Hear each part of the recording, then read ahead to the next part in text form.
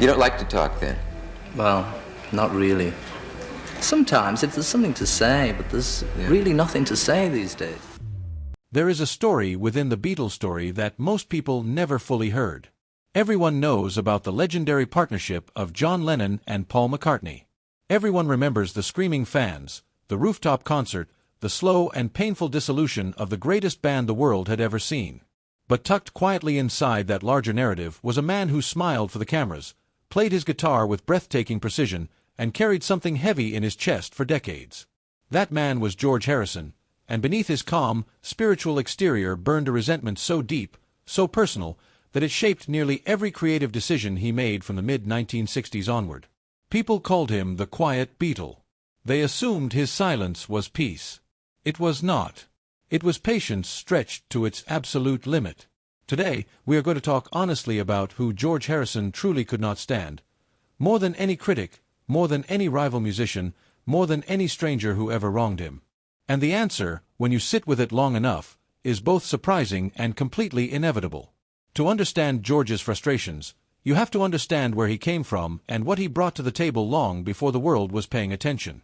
George Harrison was born on February 25, 1943, in Wavertree, Liverpool. He was the youngest of 4 children in a working-class household. His father drove buses. His mother, Louise, was a warm and deeply encouraging woman who recognized early that music was not just a hobby for her youngest boy, it was oxygen. George became obsessed with the guitar as a teenager.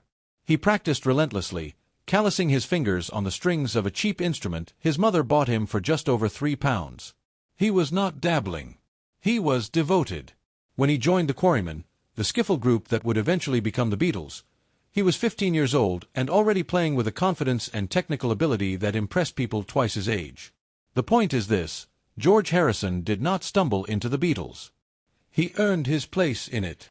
And yet, for the better part of a decade, he would be treated by certain people within that very band as though he were still the scrappy teenager who needed to prove himself at every turn. When the Beatles began their ascent to global fame in the early 1960s, the songwriting engine of the group was unmistakably Lennon and McCartney. That partnership was extraordinary, genuinely one of the most potent creative forces in the history of popular music. Nobody reasonable disputes that. But what it created, almost as a byproduct, was a 2-tier system inside the band. Lennon and McCartney were the composers. Ringo kept the rhythm. And George was handed a slot, typically 2 songs per album, as though he were a guest contributor rather than a founding member. George accepted this arrangement in the early years, partly because he was younger, partly because he respected the talent around him, and partly because he was still developing as a songwriter. But he was developing rapidly. And as his abilities grew, the space allotted to him inside the Beatles did not grow with it. The ceiling stayed exactly where it had always been, and nobody seemed particularly interested in raising it. By the time of Rubber Soul in 1965 and Revolver in 1966, George Harrison was writing songs that were not merely good, they were extraordinary. His composition Taxman opened Revolver with a sharp, biting political edge that was entirely his own voice. Love You To introduced Indian classical structures into Western pop music in a way nobody had attempted before. These were not filler tracks. These were statements. And still, the internal hierarchy of the Beatles barely shifted. Now we arrive at the person George Harrison struggled with most profoundly, and it was not a critic, not a business rival, not a stranger. It was John Lennon. This is where the story becomes genuinely complicated, because George's feelings about John were never simple. He admired Lennon with a depth that bordered on reverence in the early days. John was sharp, funny, fearless, and creatively explosive. George looked up to him. When George was a teenager trying to earn his place in the Quarrymen, it was Lennon's approval he was quietly seeking. That admiration was real and it lasted, in some form, for the rest of George's life. But admiration and resentment are not opposites. They can exist in the same heart simultaneously, and in George Harrison's case, they absolutely did. As the Beatles matured and George's songwriting voice began to emerge with clarity and confidence, Lennon's response was frequently dismissive. Not always openly hostile, but dismissive in the particular way that cuts deepest, the casual kind, the kind that does not bother to explain itself because it does not consider the other person worth the effort of a real argument. Lennon would brush past George's musical ideas in recording sessions. He would treat George's growing interest in Indian classical music and Eastern philosophy as a phase rather than a genuine pursuit. He would make cutting remarks about the spiritual journey that George was undertaking with complete sincerity. George Harrison became deeply devoted to Hinduism, to meditation, to the teachings he encountered through his friendship with Ravi Shankar and his time in India. This was not a publicity stunt. This was the organizing principle of his inner life. And Lennon, who was on his own restless spiritual and intellectual journey, could be contemptuous of George's path in a way that George found both hurtful and baffling. There is a document that tells this story more powerfully than almost any interview George ever gave. It is his memoir, published in 1980, titled I, Me, Mine. In that book, George wrote at length about his music, his spirituality, his memories, and his interior world. John Lennon is barely present in its pages.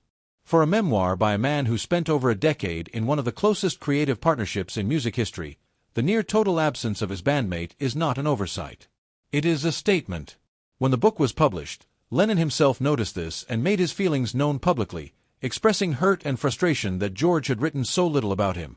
The irony was not lost on observers. Here was Lennon, upset about being ignored in someone else's narrative, seemingly unaware of how thoroughly he had ignored George's narrative for years inside the Beatles. George's omission was not accidental. It was the carefully considered response of a man who had spent too long being minimized by someone he once looked up to, and who had decided, quietly and finally, that the most honest thing he could do was simply not perform a warmth he no longer felt. The tension between George and the internal power structure of the Beatles reached a visible crisis point in January 1969, during the filming of what would eventually become the Let It Be documentary. The Beatles had gathered at Twickenham Film Studios with cameras rolling to capture the making of a new album and, originally, a planned return to live performance. What the cameras captured instead was a band coming apart at the seams. And in the footage that has since been released and studied, viewers can watch George Harrison, calm, measured, increasingly strained, navigate a working environment that had become almost impossible for him. In one now famous exchange, McCartney attempts to direct how George should play a guitar part, and George responds with quiet but absolute firmness, "I'll play whatever you want me to play, or I won't play at all if you don't want me to play. Whatever it is that'll please you, I'll do it." The words sound accommodating. The tone is anything but. On January 10, 1969, George Harrison walked out of the Beatles. He quit. He went home, and he did not come back for 12 days. When he later spoke about why he left, he was frank about the accumulation of frustrations, the lack of creative respect, the suffocating atmosphere, the feeling that his contributions were tolerated rather than valued. Lennon's response to George's departure, captured in the documentary footage, was characteristically blunt. He suggested they simply replace George if he did not return, that Eric Clapton or another guitarist could fill the role. That comment, offhand as it may have been, encapsulated precisely the dynamic that George Harrison had been living inside for years. To Lennon, the band could function without George. George was replaceable. That attitude, whether Lennon fully meant it or was simply being provocative in a moment of frustration, was the attitude George had been quietly fighting against his entire time with the Beatles. George Harrison was careful in his public statements. He was not a person who enjoyed open conflict or dramatic declarations. His spirituality inclined him toward acceptance and restraint. But in interviews conducted throughout the 1970s and beyond, he was honest about his experiences in ways that were easy to underestimate if you were not listening closely. He spoke about feeling creatively imprisoned during the Beatles' years. He talked about having an enormous backlog of songs, material he had written but had nowhere to place because the album slots were already claimed before the conversations began. He described recording sessions where his ideas were greeted with indifference or impatience by bandmates who had already decided what the record was going to sound like. He was particularly direct about his relationship with Lennon in certain moments, acknowledging that John could be self-centered, that his famous irreverence was sometimes deployed as a weapon, and that the emotional distance between them in the final years of the Beatles was real and painful. George did not hate Lennon in any simple sense. But he had been genuinely wounded by him, and he never entirely closed that wound. What George Harrison did after the Beatles dissolved in 1970 is the clearest possible evidence of how much had been bottled up inside him. Within months of the breakup, he released All Things Must Pass, a sprawling, magnificent triple album that announced, without a word of explanation needed, that here was an artist who had been waiting years for the room to breathe. The album was celebrated immediately and has only grown in stature since. Songs like My Sweet Lord, Isn't It a Pity, and What Is Life demonstrated a songwriter of remarkable range and depth. Critics and fans who had thought of George as the quiet one, the secondary talent, were forced to reckon with what he had actually been producing all along while the world was looking elsewhere. All Things Must Pass was not just a musical triumph. It was a reckoning. It was George Harrison demonstrating, as eloquently and as permanently as music allows, what the internal politics of the Beatles had cost him and what he had been capable of giving all along. George Harrison spent the rest of his life building something authentic. He organized the concert for Bangladesh in 1971, one of the first major humanitarian benefit concerts in history. He founded Handmade Films and produced movies he believed in. He collaborated with musicians he genuinely respected and enjoyed. He found in the Traveling Wilburys, alongside Bob Dylan, Roy Orbison, Tom Petty, and Jeff Lynne, a band of equals where no one held the power and everyone's contributions mattered. He was happy in those years in a way that his Beatles years, for all their glory, had not always allowed him to be. When John Lennon was murdered in December 1980, George mourned him. The grief was real. But he mourned the full complexity of their relationship, not just the friendship and the music, but the difficulty and the hurt as well. George was too spiritually honest to pretend otherwise. He once said that he had loved John while also finding him enormously difficult.